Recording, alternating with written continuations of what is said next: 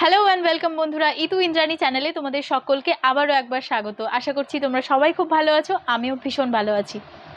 আজকের যে বিষয়টা সেটা হচ্ছে ঘরোয়া উপায়ে আমরা শ্যাম্পু কিভাবে তৈরি করতে পারি।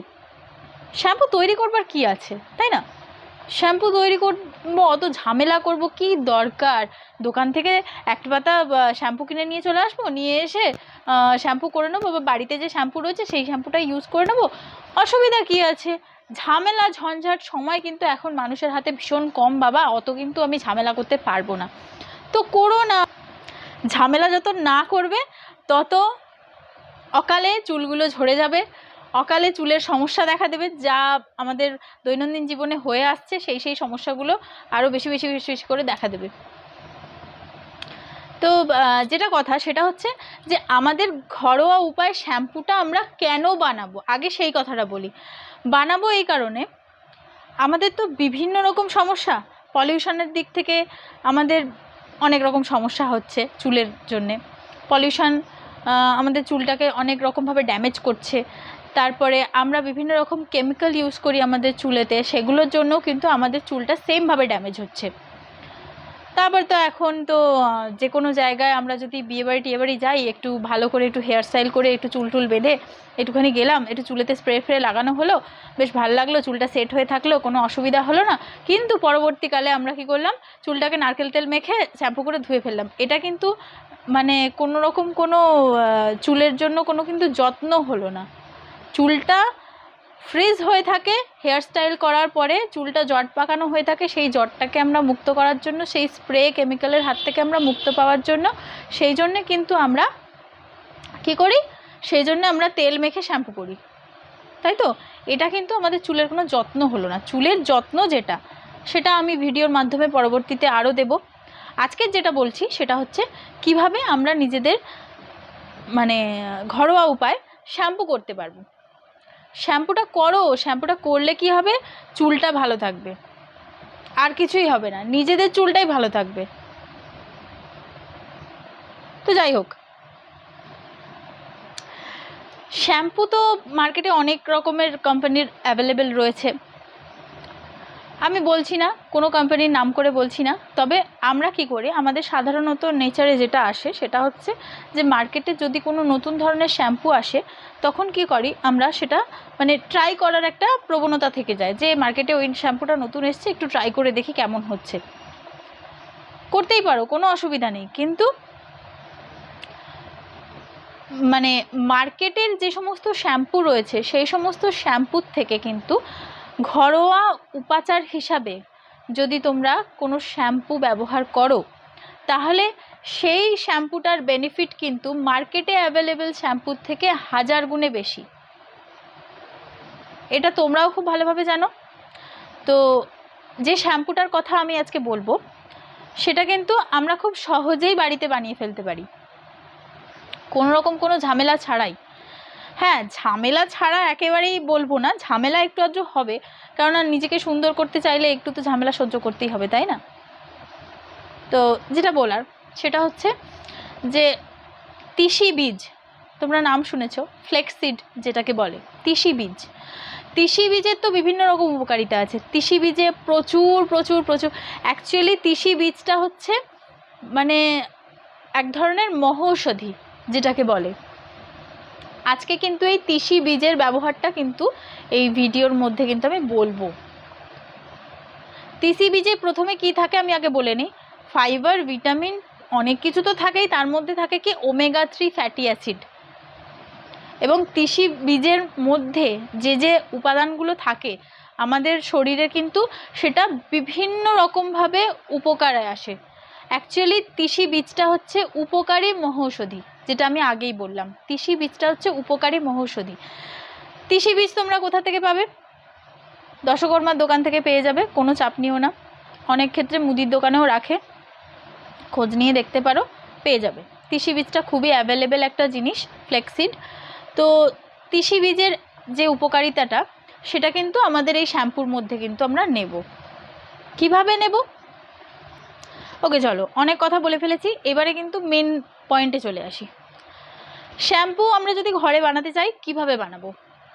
আশেপাশে সবারই মোটামুটি জবার গাছ রয়েছে, জবা ফুলের গাছ। তো জবা ফুলের গাছের থেকে কি করতে হবে, জবা ফুল নিতে হবে। জবা ফুল নিয়ে জবা ফুলের বৃতিটা আলাদা করে দেবে, যে ডাঁটিটা রয়েছে সেটাকে আলাদা করে দেবে, পাপড়িগুলো শুধু নেবে, ঠিক আছে? জবা ফুলের পাপড়িগুলো নেবে, অ্যালোভেরা নেবে, অ্যালোভেরার শুধু জেলটা নেবে। বাড়িতে যদি কারোর অ্যালোভেরা জেল মানে অ্যালোভেরা গাছ যদি নাও থেকে থাকে তাহলে সে আর কি করবে, তাহলে সে অ্যালোভেরা জেলই নেবে।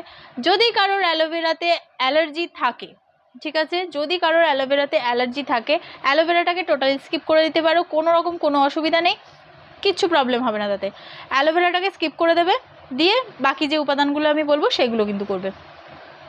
তাহলে কি বললাম, প্রথমে জবা ফুলের পাপড়ি নেবে আলাদা করে, তার সাথে অ্যালোভেরা জেল নেবে, আর কি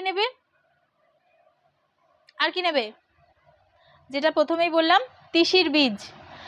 তিসি হচ্ছে এক ধরনের শস্য, তিসি বীজ নেবে। সেই তিসি বীজটাকে একটা পাত্রে 1 গ্লাস জলে ভালোভাবে ফোটাবে, ঠিক আছে? তিসি বীজটা কিন্তু একটু হরহরে মতো, স্লিপারি টাইপের। তো তিসি বীজের ওই যে সেদ্ধ করবার পরে কিন্তু ভীষণই হরহরে একটা স্লিপারি একটা উপাদান তৈরি হয়ে যাবে। সেটাকে ভালোভাবে ঠান্ডা করে নেবে, ঠান্ডা করে ছেঁকে নেবে। তিসি বীজটা সেদ্ধ হয়ে যাওয়ার পরে ভালোভাবে ঠান্ডা করে যখন ওটা ওই জেল আকারে হয়ে যাবে তখন কিন্তু ওটাকে নামিয়ে ভালোভাবে ঠান্ডা করে নেবে। ঠান্ডা করে নেওয়ার পরে কি করবে, তিসি বীজটাকে ভালোভাবে ছেঁকে নেবে, নিয়ে শুধু জেলটা নেবে। এবার ওই যে জবা ফুলের পাপড়ি, তারপরে হচ্ছে কি বললাম, একটা অ্যালোভেরা জেল, জবা ফুলের পাপড়ি আর তিসি বীজের যে জেলটা মানে যে জলটা আর কি বেরোলো, সেই জলটা একসঙ্গে করে মিক্স করে নেবে। জবা ফুলের পাপড়ি তো আর মিক্স করা যায় না, তার জন্য সেটাকে ব্লেন্ড করতে হবে। ব্লেন্ড করে সুন্দর করে ওইগুলোর সাথে তিনটে একসাথে মিক্স করে নেবে। মিক্স করে নেওয়ার পরে আর মেন যে থিংটা যেটা তোমরা দেবে সেটা হচ্ছে রিঠা ফল। তোমরা অনেকেই রিঠা সম্পর্কে জানো, যারা জানো না তাদের ক্ষেত্রে বলছি, দশকর্মার দোকানে ইজিলি অ্যাভেলেবেল রিঠা ফল নেবে, নিয়ে সেগুলোর বীজটাকে ছাড়িয়ে নেবে, ঠিক আছে? রিঠা ফল নিয়ে সেগুলোর বীজটাকে ছাড়িয়ে নেবে। যদি কারোর বীজ ছাড়াতে অসুবিধা হয়, কেননা রিঠে ফলগুলো খুবই শক্ত হয় এবং রিঠে ফলের বীজ ছাড়ানোটাও খুব কিন্তু একটু মানে কষ্টকর একটা ব্যাপার, যদি তাদের বীজ ছাড়াতে অসুবিধা হয় তারা কিন্তু রিঠেটাকে সেই একই রকম প্রসেসে জলেতে কিন্তু সিদ্ধ করে নিতে পারো, ঠিক আছে? সিদ্ধ করে নেওয়ার পরে সেই যে জলেতে তোমরা রিঠেটাকে সিদ্ধ করলে সেই জলটাকে তোমরা ভালো করে হাতে করে ম্যাশ করে নেবে, দেখবে রিঠের দানাগুলো আস্তে আস্তে বেরিয়ে যাচ্ছে। এবার যে রিঠেটা থাকছে সেই রিঠেটাকে ভালো করে ম্যাশ ট্যাশ করে নিয়ে সুন্দর করে সেই রিঠের যে খোসাগুলো সেগুলোকে আলাদা করে নেবে, নিয়ে শুধু জলটা নেবে। দিয়ে এবার আগের যে তিনটে ইনগ্রিডিয়েন্ট বললাম, অ্যালোভেরা জেল, জবা ফুলের পাপড়ি এবং তিসি বীজের যে জলটা, সেই তিনটে জল আর এই রিঠের জল একসাথে মিক্স করবে। দেখবে একটা পুরো ফ্যানার আকারে তৈরি হয়ে গেছে, পুরো ফোম আকৃতি ফোম তৈরি হয়ে গেছে। সেটাকে সুন্দর করে ভালোভাবে ব্লেন্ড করে নেবে। একটা হচ্ছে ভালো একটা পরিষ্কার কৌটোর মধ্যে তোমরা স্টোর করতে পারো ফ্রিজে রেখে, তবে এটা বেশি দিন স্টোর করা যাবে না। এটা কিন্তু তোমরা স্টোর করতে পারো 15 দিনের জন্য। 15 দিনের জন্য তোমরা কিন্তু ফ্রিজেতে স্টোর করতে পারো, ঠিক আছে? ভালোভাবে স্টোর করে নেবে, নিয়ে সুন্দরভাবে যতটা পরিমাণে তোমাদের চুলেতে লাগবে ততটা পরিমাণে তোমরা নেবে, নিয়ে ওই যে মিশ্রণটা হলো সেই মিশ্রণটা দিয়ে কিন্তু তোমরা ভালোভাবে শ্যাম্পু করবে। বিলিভ মি গাইজ, এইটা দিয়ে তোমরা যদি শ্যাম্পু করো আশা করছি তোমাদের চুলের বেনিফিট তোমরা নিজেরা কিন্তু বুঝতে পারবে, স্ক্যাল্পের বেনিফিট কিন্তু তোমরা নিজেরা বুঝতে পারবে। এবার আমি বলে দিই আজকের যে টিপসটা, সেটা হচ্ছে এই সমস্ত কিছু উপাদানটা তোমরা দিলে এর মধ্যে আরেকটা উপাদান কিন্তু তোমরা অ্যাড করতে পারো, সেটা হচ্ছে নিম পাতা।